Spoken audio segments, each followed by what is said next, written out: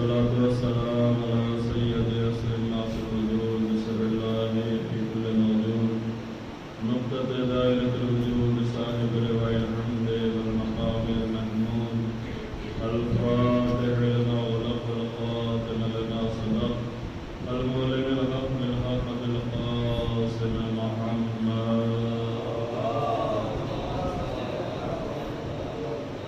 والصلاة والسلام على أهل بيته الطيبين الطاهرين المعصومين المنتجبين المنتخبين الذين أذهب الله عنهم الرجس وطهرهم تطهيرا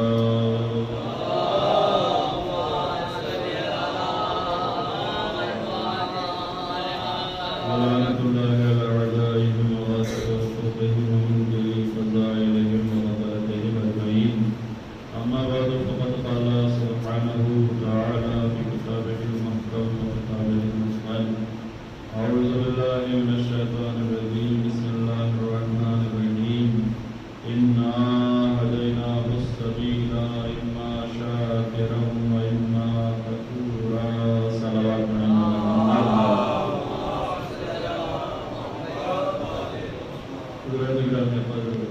سامعین معظم موالیان حضرات ماشاءاللہ الحمدللہ آپ حضرات روزانہ مجالس اعزاز میں شرکت فرما رہے ہیں اور آج اس موسم کی خرابی کے باوجود بھی آپ حضرات تشریف لائے لہٰذا دعا کرنا ہے کہ بار اللہ ہماری اس عبادت کو ہمارے لیے ذخیرہ آخرت قرار دے اور ہمیں ہر طریقے کی دکھاوے ریاکاری ہو شیطانی وسوسوں سے محفوظ فرما لہٰذا قرآن کریم کی جس آیت ہدایت کو ابھی آپ کے سامنے تلاوت کرنے کا شرف حاصل کیا روزانہ آپ اسی آیت کریمہ کو سماعت فرما رہے ہیں کہ جس میں خدا تعالیٰ ارشاد فرما رہا ہے انا ہدیناہ السبیل اما شاکرا و اما کفورا کہ بے شک ہم نے اس انسان کو راستے کی ہدایت کر دی ہے اب اس انسان کا اختیار ہے کہ چاہے ہمارے شاکر بندوں میں داخل ہو جائے یا ہماری نعمتوں کا انکار کر کے کافر بندوں میں چلا جائے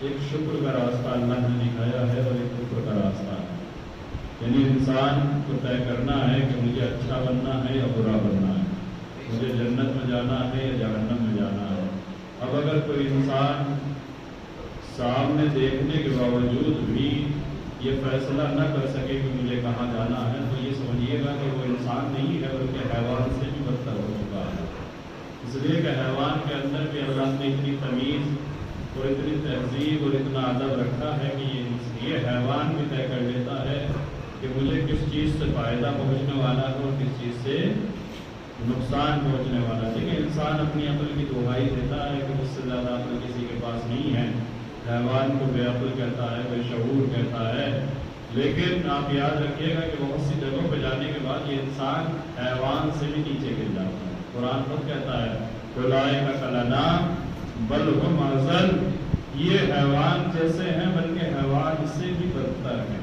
حیوان سے بھی نیچے پہنچ گئے ہیں یہ کون لوگ ہیں یہ وہ لوگ ہیں کہ جن کے پاس آنکھیں ہیں مگر یہ آنکھوں سے دیکھتے نہیں جن کے پاس کان ہیں مگر یہ کانوں سے سنتے نہیں ہیں جنہیں اللہ نے دل دیا ہے مگر یہ غور و فکر نہیں کرتے ہیں لہذا ان آیتوں میں اللہ یہ کہنا چاہتا ہے کہ اگر تمہیں آنکھوں کا استعمال آتا لیکن دیکھنا مقصود نہیں ہے کہ انسان دیکھ رہا ہے دیکھ تو ساری کائنات رہی ہے لیکن اللہ کہتا ہے کہ ان کو ہم نے آنکھیں دی ہے مگر وہ نہیں دیکھتے ہیں کہ جو ہم دکھانا چاہتے ہیں انہیں ہم نے کان دیے ہیں مگر وہ نہیں سنتے ہیں کہ جو ہم سنانا چاہتے ہیں انہیں ہم نے دل و دماغ دیا ہے مگر وہ نہیں سوچتے ہیں کہ جو ہم انہیں سمجھانا چاہتے ہیں تو اس کا مطلب یہ ہے کہ انسان میں اور حیوان میں ایک بڑا فرق یہ ہے کہ حیوان صرف دیکھتا ہے مگر انسان کو وہ دیکھنا چاہیے جو پروردگار دکھانا چاہتا ہے دیکھیے پوری توجہ رکھیں کہ قرآن کہہ رہا ہے یہ میں نہیں کہہ رہا ہوں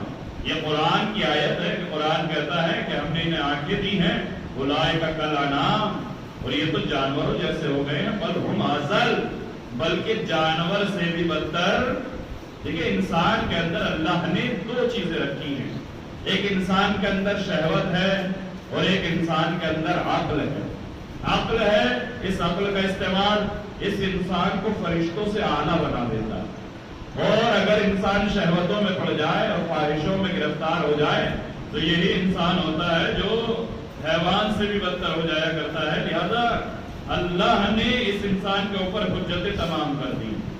ایک طرف انسان کی عقل کو رکھا ہے, ایک طرف انسان کی خواہشات کو رکھا ہے, بیچ میں اس انسان کو رکھا ہے.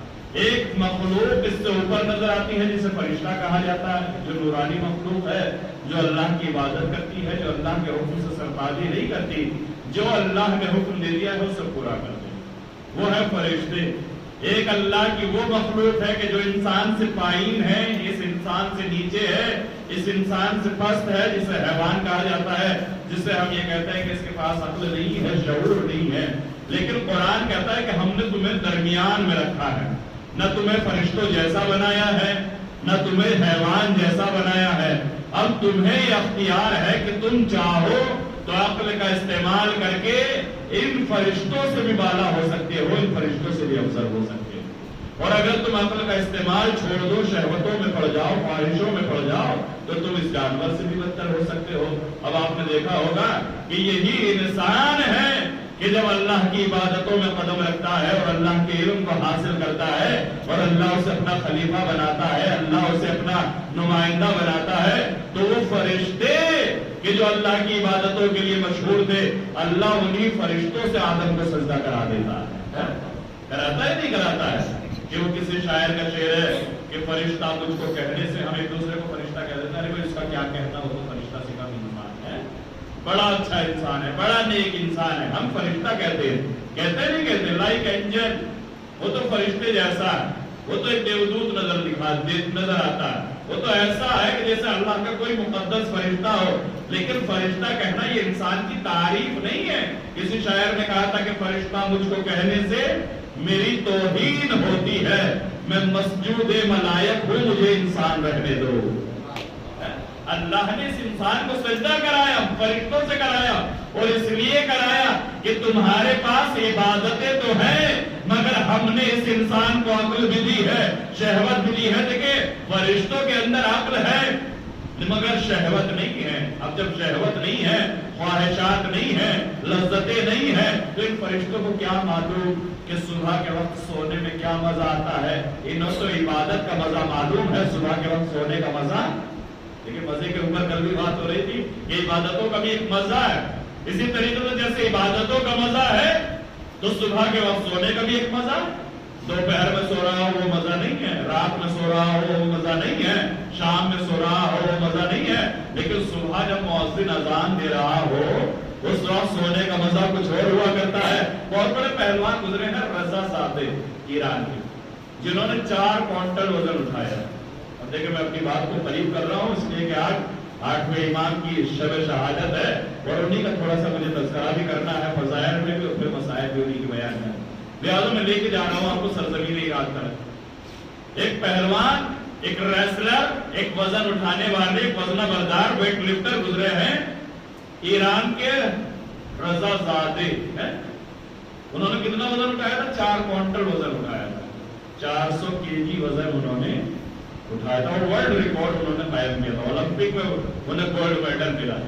ساری دنیا کے وزن اٹھانے والوں میں سب سے زیادہ وزن انہوں نے اٹھایا تھا. اور جب وزن اٹھایا تھا تو تاریخ یہ بتاتی کہ جب وہ وزن اٹھاتے تھے تو یا ابو الفضل کہتے تھے اور اٹھا دیتے تھے. 4 کوئنٹل وزن اٹھانا کوئی ایسی ڈھیر بات نہیں ہے. اس سے پہلے جتنوں نے اٹھایا تھا ان سے کم اٹھایا تھا, 3 کوئنٹل, 3.5 کوئنٹل, مگر 4 کوئنٹل کو کوئی نہیں پہنچا. انہوں نے 4 کوئنٹل 400 kg وزن اٹھایا. اور جب اٹھایا تو دیکھیے یہ فرق ہوتا ہے علم میں اور جہالت میں. ابھی آپ کوئی انسان کوئی بڑا کام کر دے اور آپ اس سے ملنے کے لیے پہنچ جائیں تو اس کے زمین پر پیر نہیں ہوگے, ملنے کے لیے تیار نہیں ہوگا, صحیح لہجے میں بات نہیں کرے گا, آپ کو غور سے دیکھے گا نہیں, توجہ نہیں دے گا. کیوں؟ اس لیے کہ وہ اپنے آپ میں ایک بڑپن کا شکار ہو چکا ہے. لیکن جن لوگوں کے پاس علم ہوتا ہے, ادب ہوتا ہے, تہذیب ہوتی ہے, یا جملوں کو بدل کے کہہ دوں کہ جنہوں نے آل محمد کے دروازے سے علم لیا ہوتا ہے, ان کے اندر انکساری دکھائی دیتی ہے, ان کے اندر ابدیت کے جوہر دکھائی دیتے ہیں, ان کے اندر بندگی کی شان نظر آتی ہے. اور بندگی کی شان کیسے نظر آتی ہے؟ بندگی اسے نہیں کہتے ہیں کہ محلے والے کہیں کہ اس سے بڑا عبادت گزار کوئی نہیں.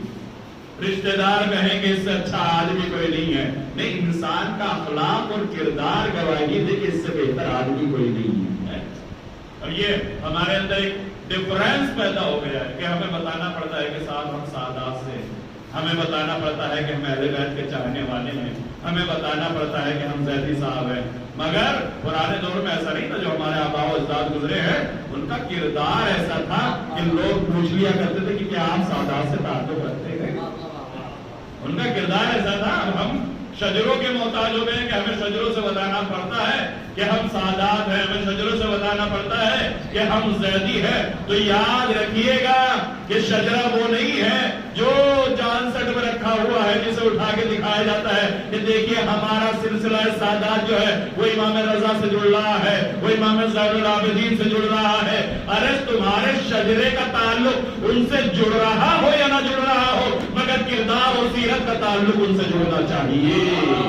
صلوات پڑھیں میرے محمد و آل محمد.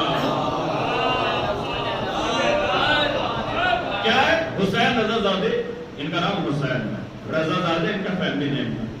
انہوں نے 4 کوئنٹل وزن اٹھایا ہے، اور جو 4 کوئنٹل وزن اٹھایا ورلڈ چیمپئن جس نے اولمپک میں گولڈ میڈل حاصل کیا ہے، ایران کو نمبر 1 پہ لے جانے والا. جب اس نے یہ وزن اٹھا لیا تو دنیا بھر کے رپورٹر آئے ہوئے تھے ان کا انٹرویو لینے کے لیے. اور جب انٹرویو لینے کے لیے آئے تو دیکھا کہ ایک معمولی سا آدمی ہے کہ جس کے اندر نہ کوئی تکبر ہے، نہ کوئی غرور ہے، نہ کوئی گھمنڈ ہے، آسانی سے ملتا ہے، بڑا منکسر مزاج ہے.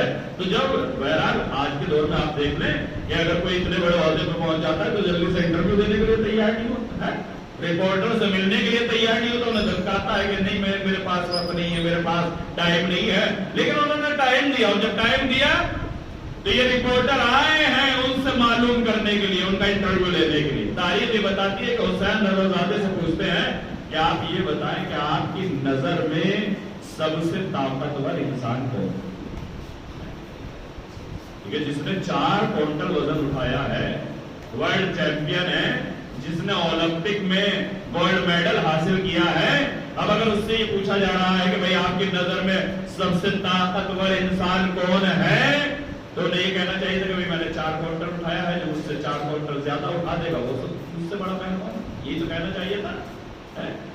بھئی اگر دنیاوی نگاہ سے دیکھا جائے تو یہی تو ہے. انہوں نے ریکارڈ توڑا ہے کہ اس سے پہلے کسی نے 4 کوئنٹل نہیں اٹھایا تھا.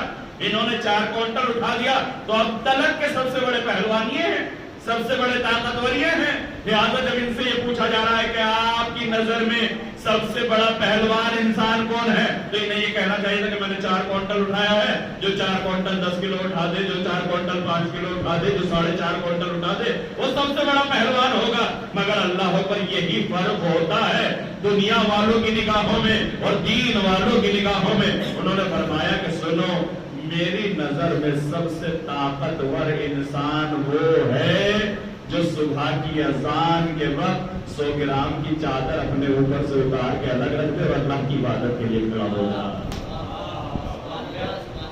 کتنا فرق ہے. انہوں نے یہ نہیں کہا کہ 4 کوئنٹل وزن اٹھانا کیا ہے. اگر وزن اٹھانا ہی معیار ہے تو ایک ہاتھی نہ جانے کتنے منو وزن اٹھا دیتا ہے. لہذا وزن اٹھانا معیار نہیں ہے، اللہ کو پہچاننا معیار ہے. کیا تعریف کی؟ تعریف یہ ڈیفینیشن یہ ہے کہ میری نظر میں سب سے بڑا پہلوان انسان وہ ہے کہ جب صبح کے وقت مؤذن اذان دے رہا ہو اور اس کے کانوں میں اللہ کا بلاوا پہنچے تو وہ 100 گرام کی چادر اپنے اوپر سے اتار کے رکھ دے، اور اگر 100 گرام کی چادر کے نیچے دب کے مر جائے تو اس کے منہ سے علی کو فاتح خیبر کہنا اچھا نہیں لگتا ہے. صلوات پڑھیں مر محمد و آل محمد. یہ فرق ہے آل محمد کی تعلیمات. اب پوری توجہ رکھیں. دیکھیں یہ تعلیمات حاصل کہاں سے ہوئی؟ یہ جس گھرانے سے انہوں نے یہ علم حاصل کیا، ایسا نہیں ہے کہ یہ تاریخ کا پہلا پہلوان ہے جس طرح کی باتیں کر رہا ہے. انہوں نے یہ تعلیمات آل محمد سے حاصل کی. مولا کائنات جب فتح خیبر کیا، ہم بڑے نعرے لگاتے ہیں نا، فتح خیبر علی علی ہے، فتح خندق علی علی. نہ ہم خیبر سے کچھ سیکھتے ہیں نہ ہم خندق سے کچھ سیکھتے. نعرے لگانے کے لیے تو ہمارے پاس ہے، لیکن ان سے سیکھنا ہمیں کیا چاہیے. تاریخ یہ بتاتی ہے کہ جب مولائے کائنات نے باب خیبر کو اٹھا دیا، باب خیبر کوئی آسان در نہیں تھا، اتنا بڑا دروازہ تھا کہ جسے اٹھانے کے لیے تقریباً کافی لوگوں کی مدد لینا پڑتی تھی، کون ٹنوں کا وزن تھا اس میں۔ اب بہرحال اس میں بھی ایک بحث ہوتی ہے کہ صاحب وہ کتنے کلو کا تھا اور کتنے کلو کا نہیں تھا، بہرحال جتنے کلو کا بھی تھا لیکن اتنا بھاری تھا کہ لشکر اسلام اسے اٹھا نہیں پا رہا تھا، مگر علی نے اٹھایا، اور جب اٹھایا تو اتنا بھاری دروازہ علی نے جب اٹھا دیا تو تاریخ یہ بتاتی ہے کہ سارا مجمع پریشان کہ علی نے کیسے باب خیبر کو اکھاڑ دیا، اس لیے کہ علی کوئی ایسا نہیں ہے کہ جم جوائن کر رکھا ہو اور بہترین کھانے کھا رہے ہوں، ڈائٹ بڑی ہیلدی لے رہے ہوں، اور اس کے بعد یہ پورا انسان کی باڈی دکھائی دے رہی ہو اور اس کے بعد وہ کوئی وزن اٹھا رہا ہو، ایسا نہیں ہے۔ علی ایک روکھی سوکھی روٹی کھانے والا علی، جو اپنے گھٹنوں سے سوکھی ہوئی روٹیاں توڑ کے کھاتا ہو، جس کی زندگی فاقوں میں گزر رہی ہو، لوگوں کو تعجب ہوا کہ علی نے یہ باب خیبر کیسے اکھاڑ دیا۔ رسول کی خدمت میں آئے، کہا یا رسول اللہ کمال ہو گیا، علی نے باب خیبر کو اکھاڑ دیا ہے۔ تاریخ یہ بتاتی ہے کہ فوراً کہا کہ یا رسول اللہ، اس سے بھی بڑا تعجب یہ ہے کہ جب علی نے باب خیبر کو اکھاڑا ہے تو علی کے قدم زمین پہ نہیں تھے، دوش ہوا پہ بلند تھے، دوش ہوا پہ بلند تھے۔ اب تاریخ یہ بتاتی جب رسول سے کہہ دیا تو اب علی کے پاس آئے، کہا یا علی آپ نے یہ باب خیبر کیسے اکھاڑ دیا؟ تو علی کو کیا کہنا چاہیے تھا؟ آپ سوچیں اگر ہم ہوتے ان کی جگہ تو ہم کیا کہتے؟ ہم اپنی تعریفیں کرتے کہ بھئی یہ تو بس ایک ہو گیا اور اس طریقے سے ہو گیا، اور میں نے اتنی محنت کی ہے اور اتنی کوشش کی ہے اور اتنے دن میں نے پریکٹس کی ہے اور یہ کیا ہے اور وہ کیا ہے اور یہ کھایا ہے اور وہ کھایا ہے۔ یعنی ہم دنیا کو گمراہ کرتے ہیں لیکن علی دنیا کو گمراہ نہیں کرتے ہیں۔ جہاں لوگ علی کو فاتح خیبر کہہ رہے ہیں، کہا یا علی آپ نے باب خیبر کیسے اکھاڑ دیا؟ تو علی نے فرمایا کہ تم کیا سمجھتے ہو کہ یہ روکھی سوکھی روٹی کھانے والا علی باب خیبر اکھاڑ رہا ہے؟ ما قلعت باب خیبر بقوت الانسانیہ بل بقوت الربانیہ، میں نے یہ باب خیبر قوت انسانی سے نہیں اکھاڑا ہے، قوت ربانی سے اکھاڑا ہے۔ یہ طاقت خدا کی دی ہوئی ہے۔ یہ جو ہم نماز پڑھتے تھے کہ چونکہ ہمیں عرفان نہیں ہے، چونکہ ہمیں لذت بھی اسی لیے نہیں آتی، یہ جو ہم نماز پڑھتے ہیں تو اس میں اٹھتے ہوئے کیا کہتے ہیں؟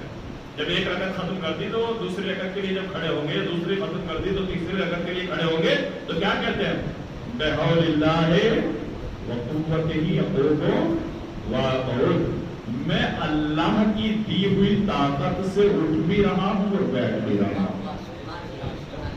نہ یہ طاقت میری ہے، نہ اٹھنے کی طاقت میری ہے، نہ بیٹھنے کی طاقت میری ہے، میں اللہ کی دی ہوئی طاقت سے اٹھ بھی رہا ہوں اور بیٹھ بھی رہا ہوں۔ تو جب تجھے یہ پتا چل گیا ہے کہ یہ طاقت اللہ کی دی ہوئی ہے اور اسی سے تو اٹھ بھی رہا ہے اور بیٹھ بھی رہا ہے، تو پھر اس طاقت کو اللہ کی عبادت میں خرچ کرنا چاہیے، فضول کاموں میں خرچ نہیں کرنا چاہیے۔ اب پوری توجہ رکھیں، دیکھیں امام، اور آج کوئی امام تلک میں آپ کو آیا کہ امام کا زمانہ ہے، اور جب امام کا زمانہ کیسے امام لوگوں کو خدا کی طرف متوجہ کرتے ہیں۔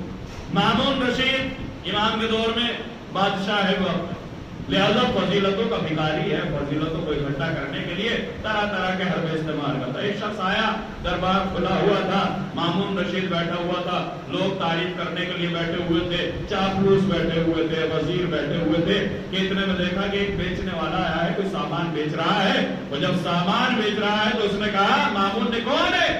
کہا میں ہوں۔ کیا کس لیے آیا ہے؟ کہا میں سامان بیچ رہا ہوں۔ کہا کیا بیچ رہا ہے؟ کہا میرے پاس رسول کے 7 بال، میں رسول کے 7 بال بیچ رہا ہوں۔ اس نے کھول کے رکھ دیا، 7 بال یہ رسول کے ہیں لہذا انہیں بیچ رہا ہوں۔ کہا کیا یقین ہے کہ یہ رسول کے بال ہیں؟ کہ ان کی خوشبو محسوس نہیں کر رہا ہے؟ ایسے خوشبو اگر تم نے پہلے کبھی محسوس کی ہو تو نہ ماننا، لیکن اگر ان سے وہ خوشبو آ رہی ہو جو کسی چیز میں نہیں پائی جاتی ہے تو مان لے کہ یہ رسول کے بال ہیں۔ لہذا سونگا گیا تو ان میں سے خوشبو آ رہی، لہذا قیمت معلوم کی کہا کہ قیمت کتنی ہے؟ اب بہرحال یہ پھیری لگانے والا تھا، اس نے قیمت بتائی 12 چنا کی، تو بہت مہنگی قیمت ہوئی، لیکن اسے یہ فضیلت حاصل کرنا تھی، لہٰذا اس نے یہ 7 بال خرید لی اور بڑی قیمت میں خریدے، ایک ایک بال کی قیمت بڑی مہنگی۔ اور جب خرید لیا تو خریدا اپنے لیے نہیں ہے، لوگوں کو دکھانے کے لیے خریدا. یہی فرق ہے دنیا میں اور امام. لہذا خرید لیا، اور جب خرید لیا تو یہ 7 بال لگتی ہے. 8ویں امام کا زمان 7 بال مامون نے دربار میں سجا دی اور اعلان عام کرا دیا کہ جسے رسول کے بال کی زیارت کرنی ہو وہ دربار میں چلا آئے. بھیڑ لگ گئی لوگوں کی ہے، جہاں جہاں خبر پہنچی. آپ بھی دیکھتے ہوں گے آج کے دور میں اگر معجزے کا شور مچ جائے کہ فلاں جگہ معجزہ ہو گیا ہے تو کتنا بھیڑ لگتی ہے اور کتنا مجمع اکٹھا ہو جاتا ہے. تو جب آج معجزے کے نام پہ اتنی بھیڑ اکٹھی ہوتی ہے تو جہاں یہ دعویٰ کیا جا رہا ہو کہ یہ بال رسول کے بال ہیں، لہذا تاریخ یہ بتاتی ہے ایک مجمع اکٹھا ہو گیا، لوگ آ رہے ہیں، جوق در جوق صفیں لگی ہوئی ہیں. صبح سے شام ہو گئی. شام کے بعد تاریخ یہ بتاتی ہے 8ویں امام کو خبر پہنچی کہ مولا مامون نے 7 بال خریدے ہیں جو آپ کے جد امجد کے بال ہیں، جو آپ کے رسول کے بال ہیں، اور ان 7 بالوں کی زیارت کرائی جا رہی ہے. امام بھی شام کے وقت دربار میں داخل ہوئے، اور جب امام دربار میں داخل ہوئے تو امام نے فرمایا مامون یہ کیا کر رہا ہے؟ کہ یہ آپ کے جد امجد کے بال ہیں، لوگ آ رہے ہیں ان کی زیارت کرنے کے، لہذا آپ بھی زیارت کر لیجیے. امام نے فرمایا، امام نے بالوں کو دیکھا اور دیکھنے کے بعد کہا کہ یہ سارے بال رسول کے بال نہیں. امام نے ایک نگاہ میں پہچان لی یہ سارے بال رسول کے بال نہیں. ایسا بھی نہیں ہے کہ ان میں کوئی بال رسول کا نہ ہو. لہذا تاریخ بتاتی ہے 7 بال رسول امام کے سامنے رکھے گئے. امام نے ان میں سے 3 بال الگ رکھے، 4 بال الگ رکھے. امام نے فرمایا یہ 3 بال رسول کے ہیں، یہ 4 بال رسول کے نہیں ہے. اب مامون چونکہ اتنی بڑی قیمت دے چکا تھا اور وہ بیچنے والا جا چکا تھا، لہذا اس نے یہ سوچا کہ شاید امام میری توہین کرنے کے لیے ایسا کہہ رہے ہیں. تو اس نے امام کے اوپر الزام لگایا کہ آپ کے پاس کیا دلیل ہے کہ یہ 3 رسول کے ہیں اور یہ 4 رسول کے نہیں ہیں؟ تو امام نے فرمایا کہ دیکھ ابھی میں تجھے ثابت کر دوں گا. کہا کیسے ثابت کرو گے؟ امام نے کہا کہ آگ جلائی جائے. دربار میں آگ روشن کی گئی، اور جب آگ روشن کی گئی تو امام نے وہ 4 بال اس آگ میں ڈالے تو یہ 4 بال جل گئے. تو امام نے فرمایا کہ دیکھ اگر یہ رسول کے بال ہوتے تو یہ نہ جلتے.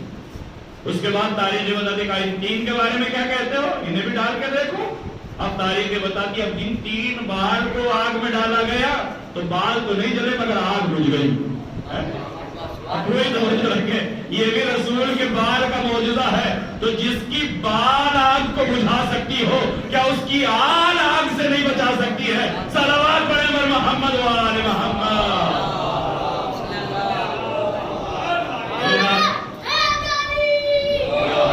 ابھی اپنا اپنا مقدر ہے کہ کوئی بال کی زیارت کے لیے جا رہا ہے اور کوئی آل کی زیارت کے لیے جا رہا ہے. اور ہمارا یہ مقدر ہے کہ اللہ نے ہمیں آل محمد کی محبت عطا کی. ہم بال کی محبت پہ گرفتار نہیں ہیں، ہم آل محمد کی محبت کے گرفتار ہیں. ہم آل محمد کی محبت کے دیوانے ہیں. اب پوری توجہ رکھیں. کیا ہے؟ اتنی پہچان ہے کہ یہ بال کس کے بال ہیں، رسول کے بال کون سے ہیں اور امام کے بال کون سے. اور اتنی پہچان ہے کہ تاریخ بتاتی ہے اسی کا ساتھ ایک واقعہ ہو کہ امام ہی کے زمانے کا واقعہ. محمد قیرزی نام کا ایک شخص ہے جو حج کرنے کے لیے گیا ہوا ہے. مسجد جوفا جہاں سے احرام باندھتے ہیں وہاں پہ تھکا ہوا پہنچا، اور جب تھکا ہوا پہنچا تو اس کی آنکھ لگی، اور جب اس کی آنکھ لگی تو اس نے خواب دیکھا کہ رسول خدا ہے جو بیٹھے ہوئے ہیں اور لوگ ہیں جو ان کے سامنے کھڑے ہیں، اور رسول کے سامنے ایک تشت رکھا ہوا اور تشت میں کھجوریں رکھی ہوئی ہیں. لوگ آ رہے ہیں رسول خدا سے زیارت کرنے کے لیے، رسول خدا سے مصافحہ کرنے کے لیے.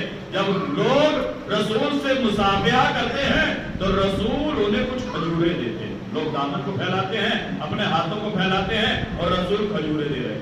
یہ خواب میں دیکھ رہا ہے. یہ کہتا ہے کہ جب میں نے خواب میں دیکھا کہ لوگوں کی بھیڑ لگی ہوئی ہے اور رسول کی زیارت کر رہے ہیں، ان سے مصافحہ کر رہے ہیں اور رسول کھجوریں دے رہے ہیں، لہذا میں بھی لائن میں لگ گیا. اور جب میری نوبت آئی اور میں نے رسول کو سلام کیا اور رسول سے مصافحہ کیا تو رسول خدا نے ایک مٹھی کھجور لی اور وہ میرے ہاتھوں میں دی، اور میں نے خواب ہی میں ان کھجوروں کو گنا تو وہ 18 تھا.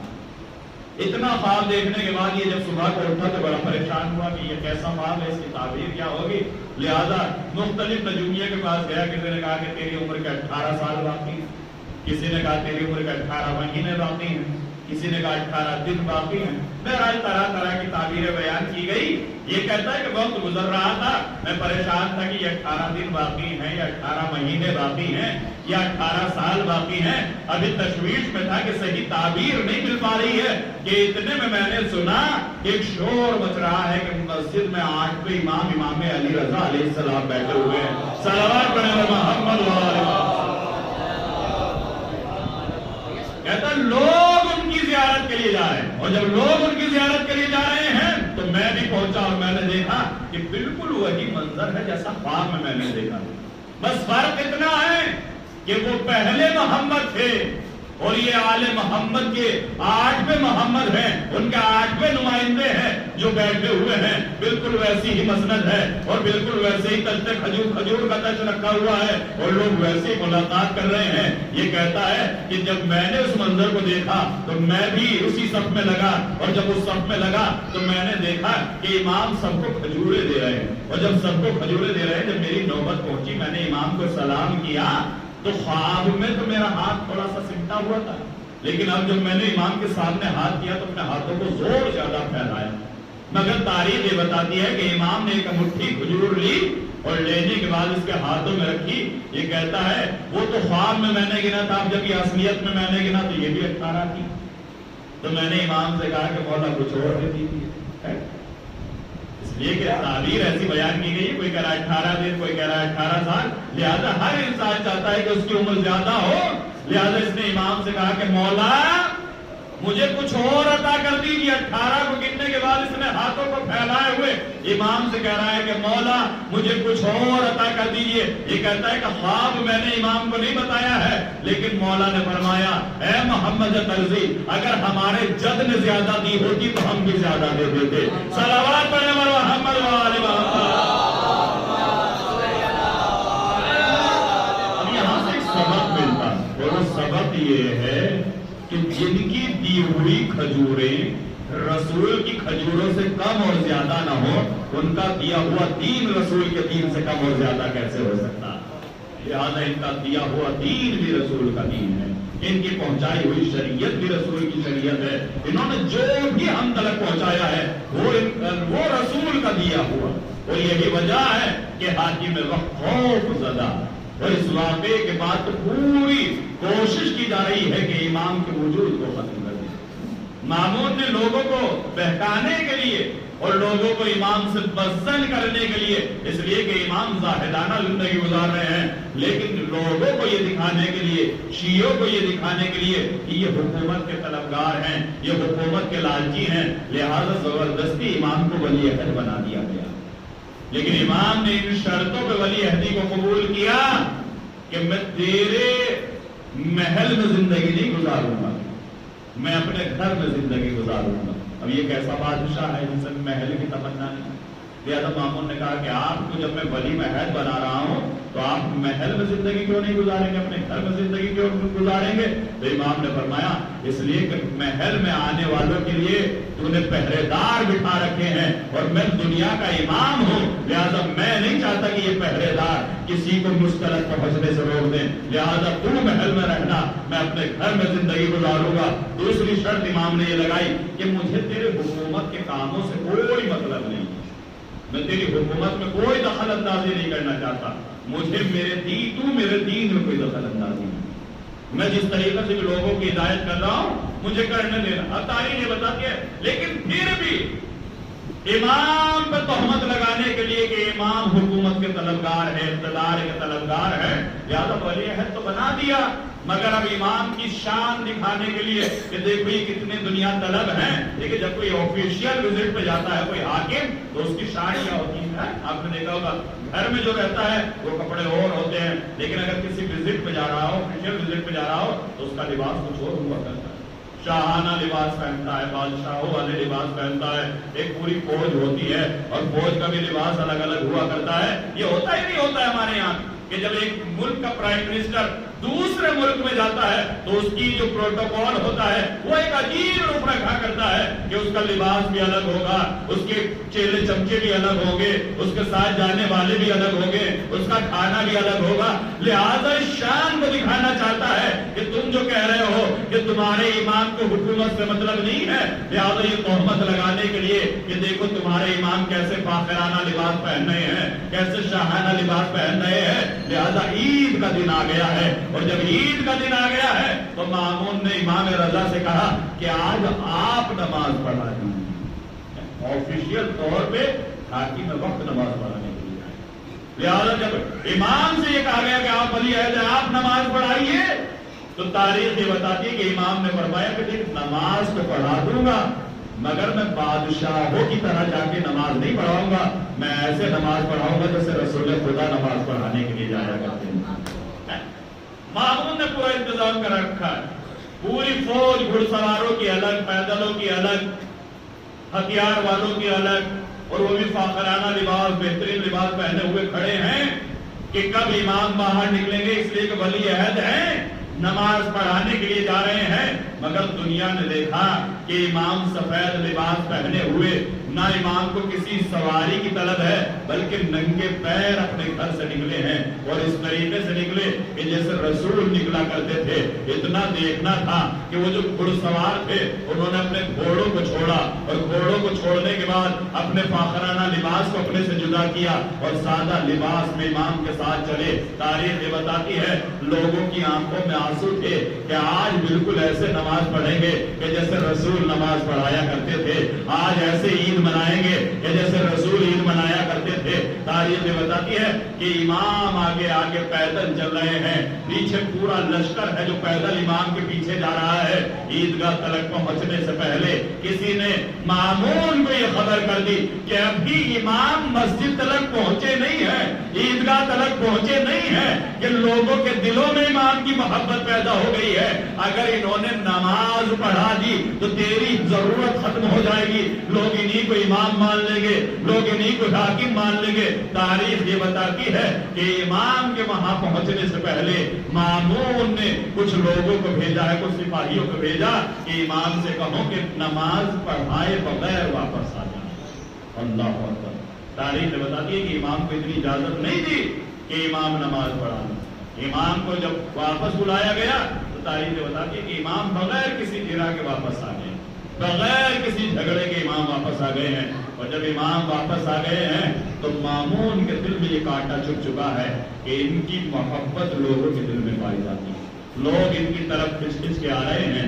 लिहाजा मामून तलाश कर रहा है कि किसी तरीके से वजूद को खत्म कर दिया जाए, किसी तरीके से इमाम की जिंदगी का चराग गुल कर दिया जाए, किसी तरीके से इमाम को खत्म कर दिया जाए। तारीख ये बताती है कि इमाम को बार बार जहर देने की कोशिश की जा रही है। वो जो बार बार जहर देने की कोशिश की जा रही है, मामून ने पूरा दस्तरखान सजा लिया, अंगूर ला के रख दिए हैं जिनमें जहर को समो दिया गया है, और इमाम को बुलाया जा रहा है। इमाम इल्म गैब से वाकिफ है कि क्या होने वाला है।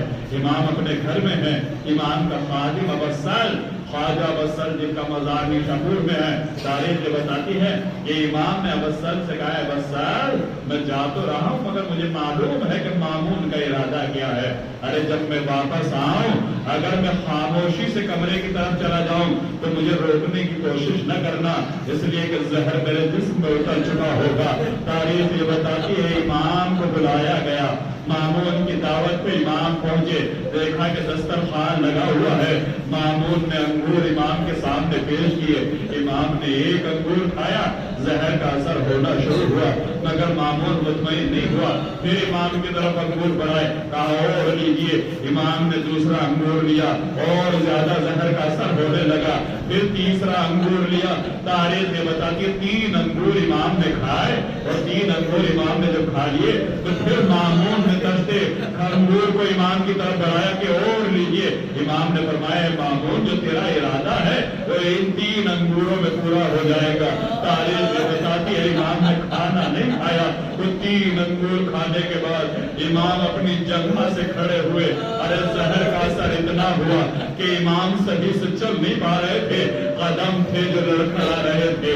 इमाम अरे लड़खड़ाते हुए अपने घर की तरफ चले। अब असल कहता है कि इमाम ने तेजी से दरवाजा खोला और जब इमाम तेजी से घर में दाखिल हुए, मैंने देखा कि इमाम लड़खड़ा रहे हैं। इमाम अपने हुजरे में गए, दरवाजा बंद हो गया। अब असल कहता है इमाम का हुक्म था कि अगर मैं अकेला इस दरवाजे में इस हुजरे में चला जाऊं तो मेरे पास आने की कोशिश न करना। अब असल कहता है कि मैं बाहर बैठा हुआ था कि इतने में मैंने देखा कि दरवाजा बंद है। अरे कोई अंदर नहीं गया है, बस इमाम है, मगर किसी के बोलने की आवाजें आ रही हैं। ऐसा लगता है जैसे इमाम किसी से बातें कर रहे हैं। अरे किससे बातें कर रहे हैं? अरे मौजूदे से मेरा नवा इमाम मोहम्मद तके आ गए हैं। इमाम रुमूज़े इमामत सुपुर्द कर रहे हैं, वसीयतें कर रहे हैं। अरे इमामत सुपुर्द कर रहे हैं, वसीयतें हो रही हैं। मेरा दिल कहता है कि इमाम ने वसीयत की होगी। अरे मेरे बेटा इमाम जवान से कहा होगा, मेरे बेटा अरे मुझे गुस्ल दोगे, मुझे कफन दोगे, मुझे दफन करोगे, मगर याद रखना अरे जब मुझे कफन दोगे तो करबला के शहीद को याद करना। अरे जिसे कफन नसीब न हुआ, जिसे दफन होना नसीब न हुआ, अरे मेरे नवे इमाम ने 8वें इमाम को शहादत के बाद अरे गुस्ल भी दिया, बेहतरीन कफन भी पहनाया। अरे चाहने वालों के मजमे में इमाम का जनाजा उठा, अरे उस जगह पे लाके दफन किया गया। अरे मैं कहूंगा मौला अरे बड़ा खुश नसीब है। अरे आलम गुर्बत में मौत आई मगर दफन होना तो नसीब हो गया। अरे हाय करबला का शहीद, अरे बेटा मौजूद था मगर कोई दफन न कर सका। कोई इमाम